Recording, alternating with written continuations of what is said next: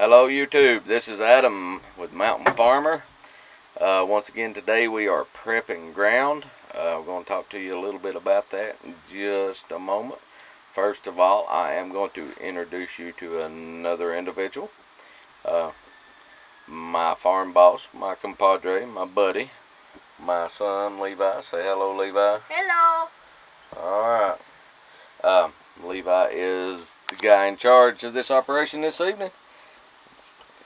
And but like I said, we are prepping ground again, and we are going to I'm going to explain to you why I'm doing what I'm doing, just briefly. I am using, there's Levi on the gator. I am using the same 9-tooth, spring tooth, whatever you want to call it, implement we were using the other day. And of course, like I said, Levi is he is well aware that I'm making a video. But what we're doing is trying to prep the ground. This piece of ground was plowed back about 2 months ago, and when I say plowed, I mean I used a moldboard plow to turn it. And as you can see, it is getting weedy. It's dried out on top, crusted over. It's got a real hard surface to it. See the weeds coming up in it. Excuse me. See the weeds coming up in it. You can also see some of my rocks. There's plenty of them in this particular ground. But when you're growing vegetables, or if you're growing anything, soil preparation is key. You'll see a lot of videos of me on the tractor prepping ground, and I'm not just riding around. There's a purpose, there's a reason for what I'm doing. I am trying to prepare the best seed bed that I can, and there's a couple reasons for that.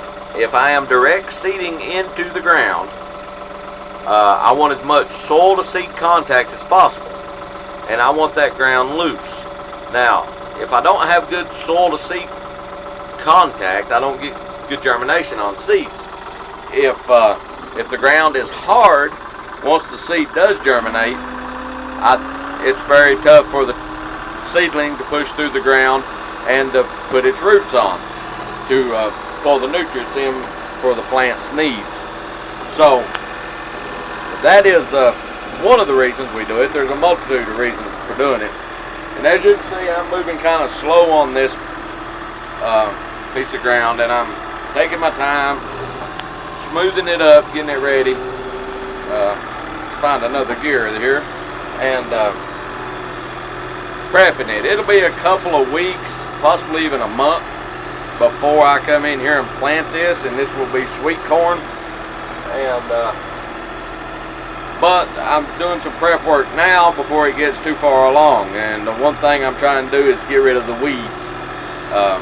It's another reason for tilling the ground. But like I said, prepping the seed bed is very important. Basically, in farming, every single step is very important. You cannot take a shortcut on one step and expect good results. Every step needs, prepping the ground is just as important as the harvest. You've got to get it all done. And you can see what we're looking at. That's before, and that's after. But I'm taking my time going over it. I'll be at it for a couple of hours, trying to get it worked into shape. Now, if we were doing transplants, seed bed preparation is important there too. You want it loose so the roots can expand and get nutrients for the plants. And you also want a good soil contact to the root ball on that transplant. If you do not have it, a lot of times the roots will dry out, dehydrate, and the transplant will either not grow at all or die. So it's very, very critical. What we'll do, I'll get this prepped to some degree, and then we will come in and apply the fertilizer based upon a soil sample. And here in the state of North Carolina, we get our soil samples through the Cooperative Extension Service, and based upon the recommendations of the soil sample, I will amend the soil. And then I will do a final prep, and then come in and direct seed the sweet corn into it. But basically what I'm wanting to talk to you about today is the importance of having a good seed bed. I cannot stress it enough. If you're a farmer, vegetable farmer, any type of farmer, it is critical that the seed bed be properly prepared. If not, you will not reach the potential of your crop, and you waste a lot of time and effort. So it pays you up front to put the time in to prepare the seed bed properly. And there's a multitude of tools that we use to do it, and a lot of it depends upon the particular piece of ground. If it's a real hard piece of ground like this, it's got quite a bit of clay content in it. We'll have to use some type of tillage to break it up. The goal is to reduce the soil particles down to the smallest size possible. And we're basically taking big chunks and making little chunks out of them. And there's several different ways. And you can see some of the things I have to deal with in the mountains of western North Carolina.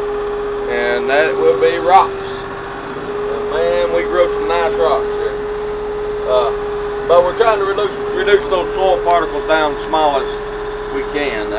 Trying to make them as sandy as possible. So until next time, this is Adam from Mountain Farmer and Mr. Levi. Subscribe to us, like us, share us. Hope you learned something. We will kind of a recap of what we've done this week. We have Monday we put down 16,000 feet of black plastic mulch with drip tape. Tuesday we transplanted 10,000 broccoli plants.